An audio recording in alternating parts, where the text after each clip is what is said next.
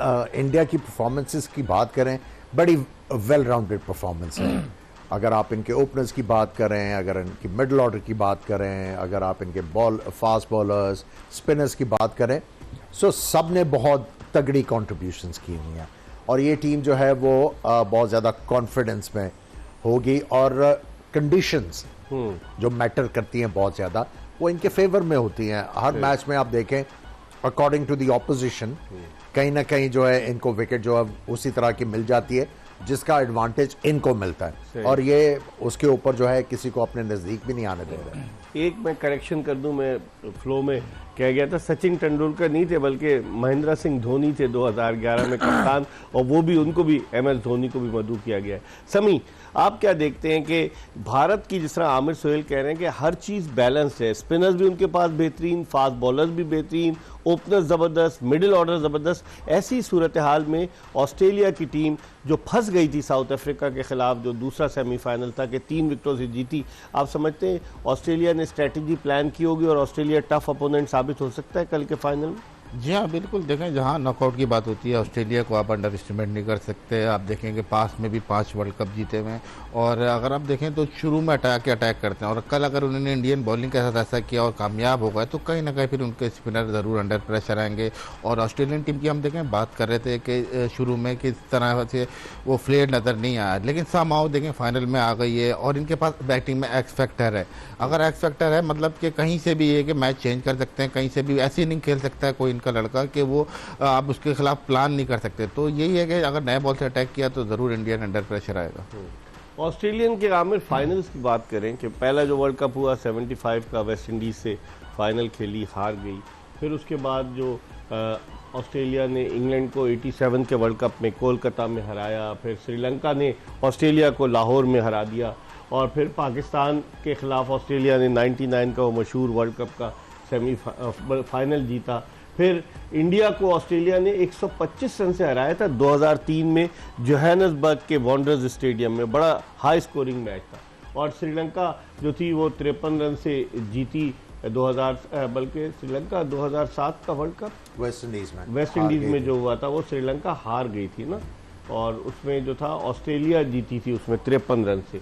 और इसी तरीके से न्यूजीलैंड को ऑस्ट्रेलिया ने 2015 में हराया 7 विकेटों से। तो इस तजुर्बे को, इस परफॉर्मेंस को देखते हुए, जिस तरह मोहम्मद समी कह रहे हैं कि वो जो है उनका एक्सपीरियंस ज़्यादा है नॉकआउट स्टेज। देखिए, एक्सपीरियंस भी ज़्यादा, और जो सेमीफाइनल हुआ अगेंस्ट न्यूजीलैंड, और जिस तरह न्यूजीलैंड ने अपने लिए एक मौका क्रिएट किया कि वो टोटल के करीब पहुंचे, तो वो वाली जो चीज़ है वो ऑस्ट्रेलिया को बहुत ज़्यादा कॉन्फिडेंस देगी, और वो कहीं ना कहीं यही सोचेंगे कि अहमदाबाद की जो पिच है, जो मुंबई में मैच हुआ है, उसी तरह की तकरीबन होगी। सो ये यही सोच रहे होंगे कि अगर हम लोग नया बॉल झेल लेते हैं तो उसके बाद जो है हमारा बॉल बहुत तगड़ा चांस होगा। अगर पहले बैटिंग करते हैं बड़ा स्कोर लगाने का, अगर चेज भी करते हैं तो उनका चांस होगा।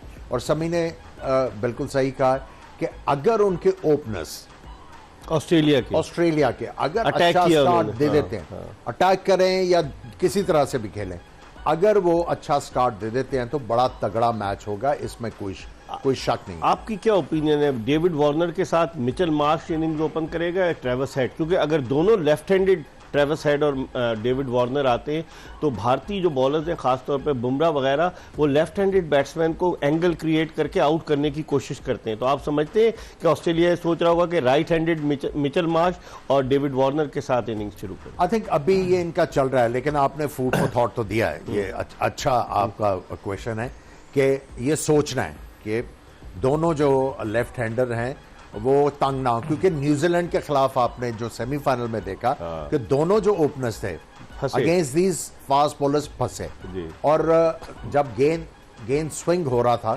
तो उनको समझ नहीं आ रही थी कि क्या करें, अटैक करें या डिफेंड करो। वही जो उनकी जो मिक्स थिंकिंग थी उनका डाउनफॉल बना।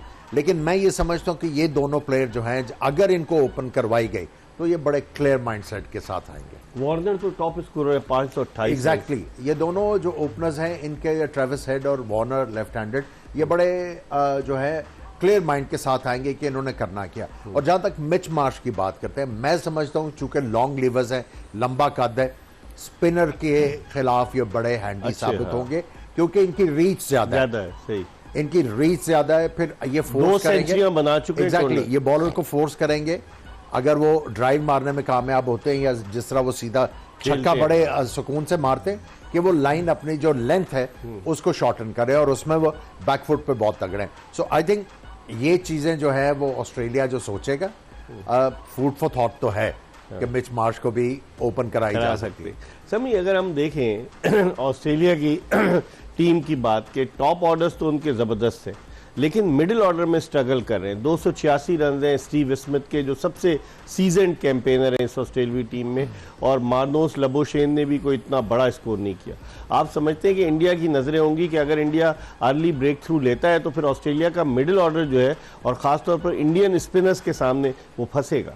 जी हाँ, बिल्कुल काफ़ी ज़्यादा डिपेंड कर रहा है फर्स्ट 3 बैटर्स पे। अगर ये समाव जल्दी आउट कर लेते तो इंडिया के पास बहुत अच्छा चांस है कि फिर इनकी टीम को अच्छा रिस्ट्रिक्ट कर सके या फिर चेस टोटल ना होने दें। मिडिल ऑर्डर इस तरह परफॉर्म नहीं किया, लेकिन मेरे ख्याल में जिस तरह की ये फाइनल मैच है, प्रेशर मैच है, इसमें स्मिथ की विकेट बहुत इंपॉर्टेंट होगी, क्योंकि जैसे प्लेयर हैं ये, अगर ये थोड़ी एंकर होते हैं। जी हाँ बिल्कुल, इन दोनों का अगर आप रोल देखें, लबोशाने का और स्मिथ का, तो ऑलमोस्ट सेम ही है कि एक अगर खेलता है आउट जल्दी हो जाता है तो दूसरा एंकर करता है। तो मेरे ख्याल में इन दोनों की विकेट बहुत आमिर, आज हमने देखा कि पैट कमिंस जो थे वो पिच को देखने गए और पिच की तस्वीर खींच रहे थे, तो इसका मतलब है क्या उनके जहन में शुकूक और शुबात थे कि कोई इस तरह की पिच तब्दील कर दी जाए? आप किसी चीज को छोड़ते हैं? नहीं, आप मुझे नहीं बताएं। ये तो एक किसी चीज को छोड़ते हैं आप? ये तो जेन्युइन है ना सर? नहीं, ऑब्वियसली वो पिच की कंडीशन को जो तस्वीर ली है, और जब वो कल आएंगे टॉस से पहले जब पिच का मुआयना करेंगे तो कंपैरिजन करेंगे कि वही तो अगर तो चेंज होती है तो फिर उसके मुताबिक वो फैसले करेंगे कि मैंने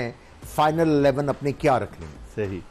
समी, आप कैसे देखते हैं, क्योंकि पिच पे कंट्रोवर्सी हुई, जिस तरह न्यूजीलैंड का सेमीफाइनल था इंडिया के अगेंस्ट और कहा गया कि 2 जो मैचेस जिस पिच पर खेले गए थे उसी पिच पर जो है वो सेमीफाइनल खिलाया गया, लेकिन यहाँ पर डिफरेंट होगा।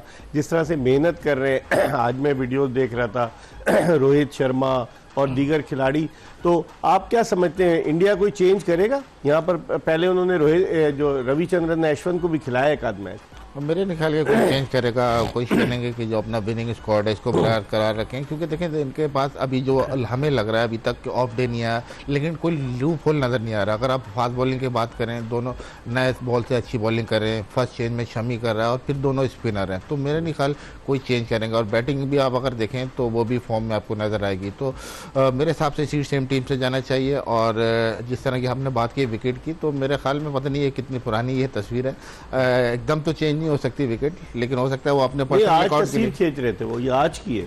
अच्छा, आज तस्वीर खींच रहे थे। पैट कमिंस पुरानी नहीं थी सनी, आप पुराने में चले गए।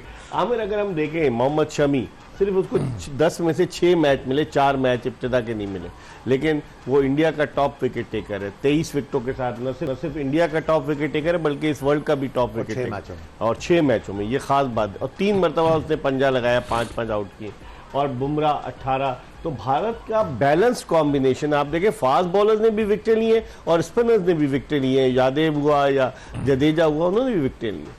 लेकिन मैं ये समझता हूं कि कल इनका टेस्ट होगा और कल इंडिया के ओपनर्स का भी टेस्ट होगा। ये जिस तरह आके मारना शुरू करते हैं, ऑस्ट्रेलिया जो है वो पूरी प्लानिंग करके आएगा।